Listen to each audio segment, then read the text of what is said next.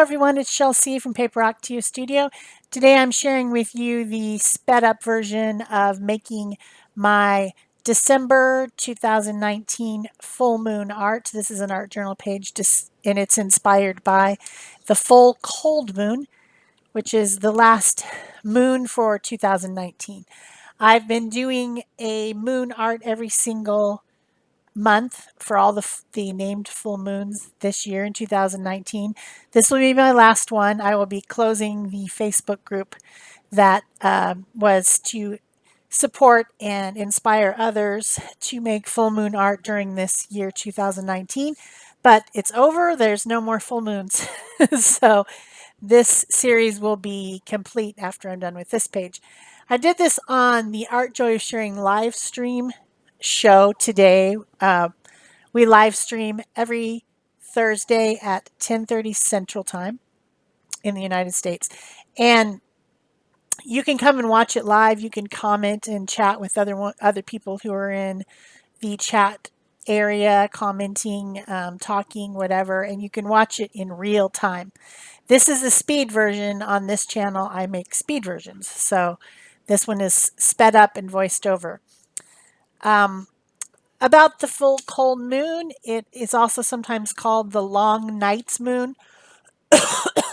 Of course, this is the moon closest to the winter solstice, which is going to come on the 21st this year, which is an auspicious time for native people and pagan people.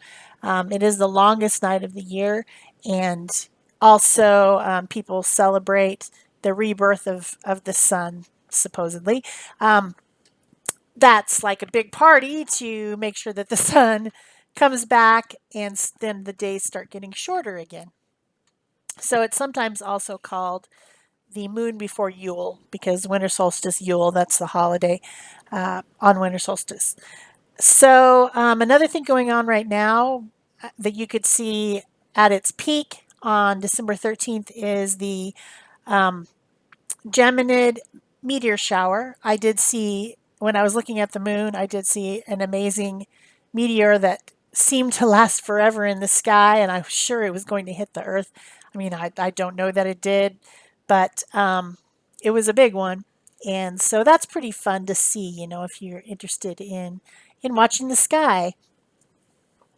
So for my page, the first thing I did, and I did it off camera because I did it before the show started, was to make some lines. I decided if this is the full cold moon, you wouldn't be outside, you'd be inside, right? It's cold. You don't want to go out there. So you would be seeing the moon through your window in most cases. Of course, we all see the same moon. Everyone in the entire world sees the same moon. And some people are not going to have the cold weather that we're having, or different parts of even the United States are colder or warmer. Our weather is cold for me, but some of you guys who have really true cold winter weather would think it's warm. So you know cold moon is relative, but I figured you would be inside, you would be cozy by your heater or your fire. You might be baking some treats because the holidays are here, and maybe you want to bake some nice things to eat or to celebrate one of the whatever version of the winter holiday that you celebrate. There's usually food involved, no matter what kind of celebration is. There's often fire or a fireplace or bonfire involved. So you might just be keeping warm and cozy inside. So I drew these lines with my pencil, kind of drawing the frame of a window. And then also, before the show started, I cut some strips out of some painty paper. This is a combination of paper painting, collage, and acrylic painting. So it is true mixed media.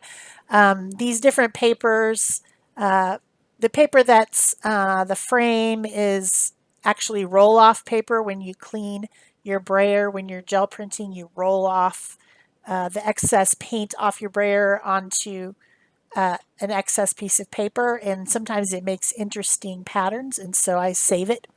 The moon I cut out of a gel print.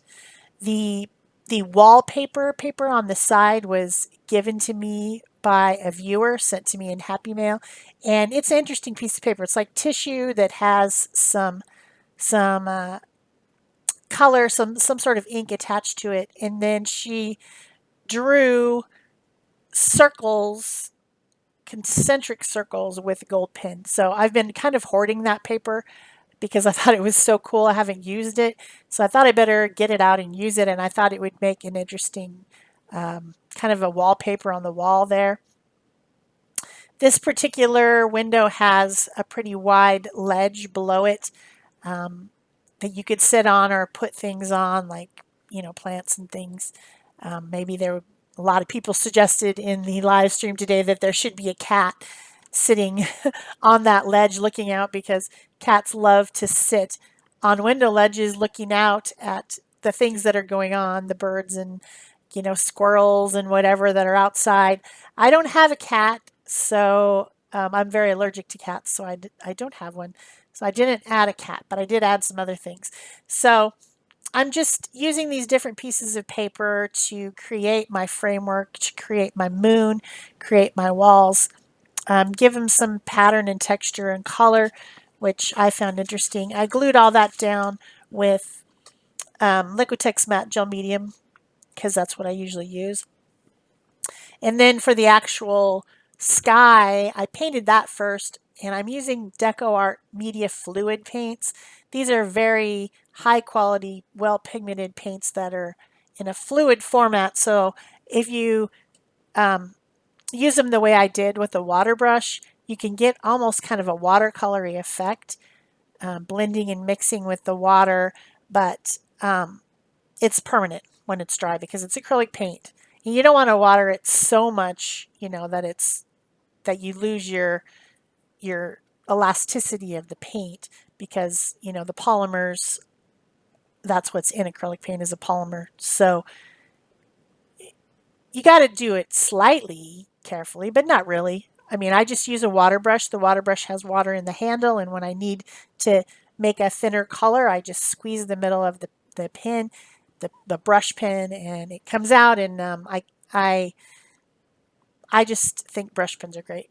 So that's what I did. Now I'm adding some more little bits and pieces of collage paper over the moon so that I can make it look more, that has craters and stuff in it, make it look more like a moon. And then to blend the hard lines of that paper, I'm using some used tea bags that I dry out and take the tea out. And they're such a nice thin paper and such a warm color that I could put them over the top and, kind of blend the paper a little bit with them. I like to do that.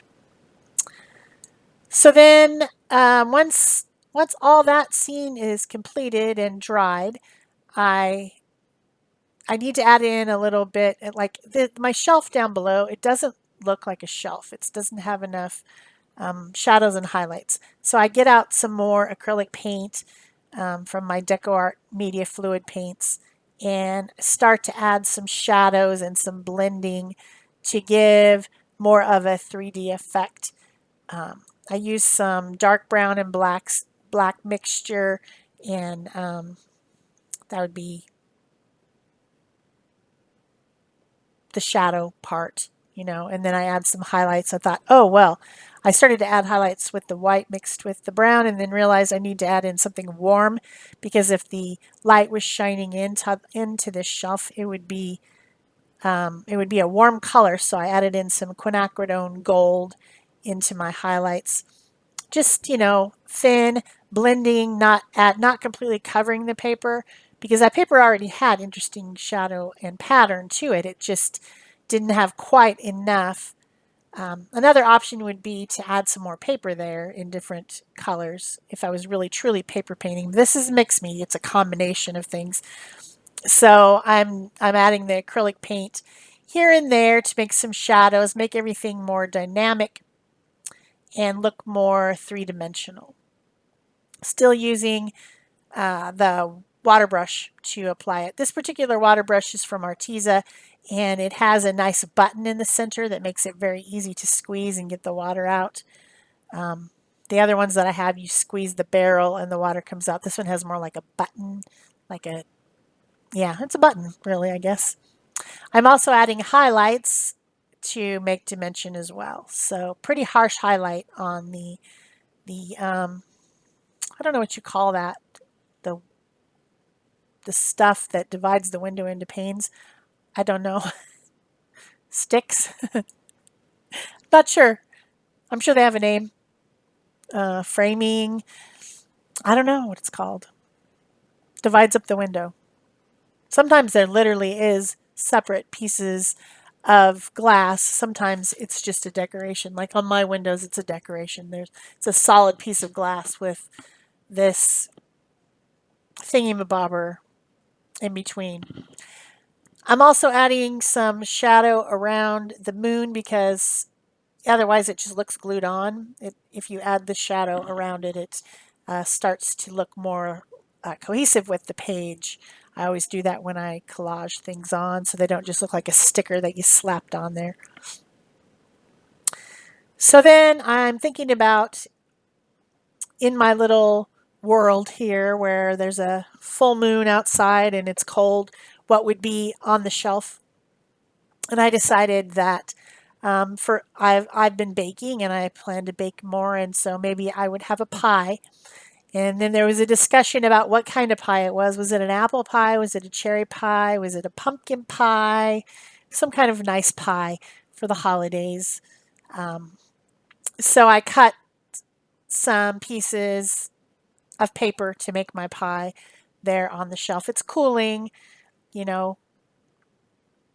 You got to have some place to put your pie so that it can cool, because you're probably making more than one and you can't just put it on your counter because you got to use your counter to make more pie crust. So where do you put it? You put it on your windowsill. And then you hope that nobody comes and steals it through the window.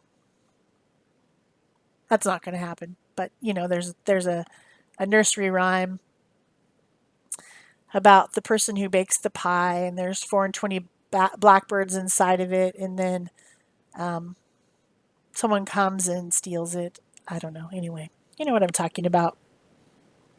I can't quote it exactly right now, but I know what I mean, and I'm sure you do too. So then I decide also maybe there's a potted live pine tree, Christmas tree, because it's December and a lot of people use pine boughs and logs and trees to decorate during this time of year. The evergreen is the only type of tree that's green right now, so for a lot of people.